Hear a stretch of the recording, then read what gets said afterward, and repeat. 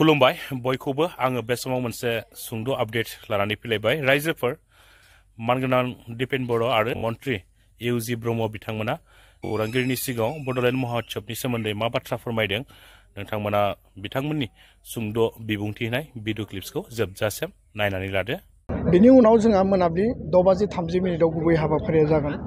बेयाव माखासे कालचारेल हाबाफारि दङ, नाथाय बिसेस हाबाफारिया जाबाय भारतनि गाहाय मन्त्रि मानगोनां नरेन्द्र मदि बिथाङा गाहाय आलासि महरै गिबि बड'लेण्ड महोत्सबखौ बिथाङा गोथार आखाइजों बेखेवगोन, बिथांनि बिबुंथिजों बेखेवगोन आरो बिथांनि बाहागो लानायानो बर' हारिनि थाखाय बे महोत्सबनि थाखाय आशीर्बाद बायदि जागोन। मिजिंथिदों जे जोंनि जायफोर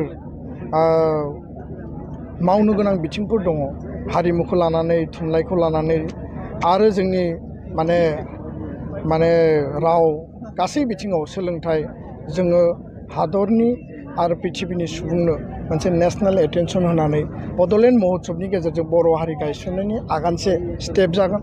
बड'फानि जि मोनसे सान्थौ आरो सानस्रि गेरेमसा माहारि दानायनि बेनि मोनसे आगानसे स्टेप जागोन आरो बे गासै मिजिंखौ लानानैनो बड'लेण्ड महोत्सबखौ खुंनाय जादों। गाबोननो जोंहा बर' थुनलाइ आफादनि 73थि गायसननाय सान, बेनि उनाव कालचारेल रेलि दङ, गोजोननि थाखाय सोलोंथाइनि सायाव सावरायनाय दङ आरो टुरिज्म आरो कालचारखौ लानानै इक'नमि आरो इमप्लयमेन्टनि सायाव सावरायनाय जागोन।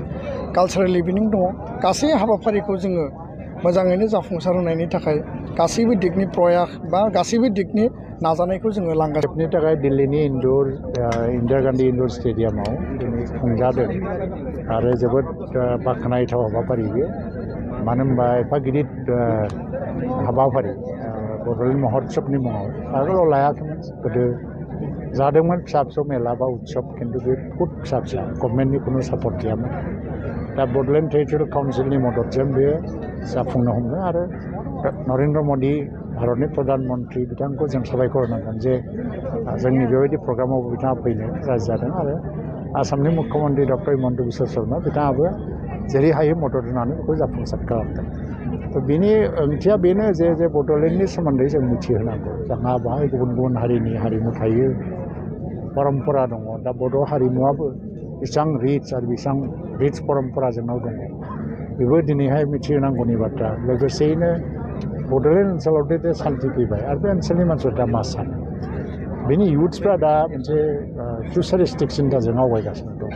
दा प्रफेसनेल इडुकेसननि बाथ्रा बुङो, इक'नमिनि बाथ्रा बुङो, एमप्लयमेन्टनि बाथ्रा बुङो आरो दिनै खालि गभर्नमेन्टनिफ्रायल' लुबैया बेनि इयुथ्सफ्राबो, गभर्नमेन्टनोबो कन्ट्रिबिउसन होनो लुबैयो। थ' बेबायदि मोनसे चेन्जसो फैदों बे ओनसोलनि मानसिफ्रा। थ' बेहाय मोनसे एक्सचेन्ज अफ आइडियानि गेजेरजों बेखौबो जों मिथिहोनो हागोन आरो नरेन्द्र मदिया बाव फैनाय लोगो लोगोनो एक्स हेन्डेल बा फेसबुक बायदिसिना ससियेल मिडिया आरो भिन्न टेलिभिजन मिडिया, बेनि गेजेरजों दिनै गासै पृथिबिया मिथिगोन दिनै मा जागासिनो दं आरो बेखौ मिथिनो जों दासिम इन्टारेस्ट जाबावगोन मानसिफ्रा। थ' बेनिखायनो दिनैनि बे हाबाफारिनि गेजेरजों जोङो बड'लेण्डनि सोमोन्दै गोबां बाथ्रा फोसावनो हागोन गासै बिश्वआवनो। आं बेखौ मोजां मोनो आरो बे हाबाफारिया मोजां जाफुंथों आं बेखौ। बड'लेण्ड महोत्सबा ओरैबायदि जे जोङो सोमावसारबोबाय, जोंनि मोन्थायखौ मोननो फाइनै जों मोनबाय, जोंनि अस्तित्व थामोनथाखौ रैखाथि होनो थाखाय जों जुजिबोबाय, जों रैखाथिबो होबाय, खिन्थु जोंहा मा दं बेखौबो खिन्थानांगौ मानसिफोरनो। दा बेफोर मोनसे अपरसुनिटि, बेखौ खिन्थानायनि दिन्थिफुंनायनि आरो बेनि गेजेरजों बर'फोरखौ गुवारसिनै जोङो फोसावनो हागोन। लोगोसेयैनो खोथाया जाहैबाय मा, जोंबादि हारिया इसेबां गिदिर लेभेलाव मोनसे प्रग्राम अर्गानाइज खालामनायाबो बियन इमाजिनेसनमोन मोनसे समाव, हायो होननानैबो जों सानामोन। खारन आंहा गोसोआव दं, आं जेला एबसुनि प्रेसिडेन्टमोन, हिमाचल भबनाव मोनसे बेबायदि मेला मोनसे आयजन खालामदोंमोन। आं बेयावबो फ्राय अल कम्पनेन्टफोर दंमोन आरो बे हिमाचल भबननि आयजनाव मोनसे एक्जिबिसनबो 7 दिननि हेन्डलुम टेक्सटाइल दख'ना आर'नाइ जथेस्थ' इम्पेक्ट गोलैदों। खिन्थु जोङो बेबायदि एफा बुरजा मानसि लाबोनो हायाखै। बाहाय खुब बेसि 500-600 मानसि फैदोंमोन आरो जों पाब्लिसिटिफ्राबो लिमिटेड जादोंमोन। खिन्थु दिनै जि बे नेसनेल इन्टारनेसनेल लेभेलावबो जि मोनसे पाब्लिसिटि जानो थांगासिनो बेयो हारियाव गोबां सेन्स खालामदों।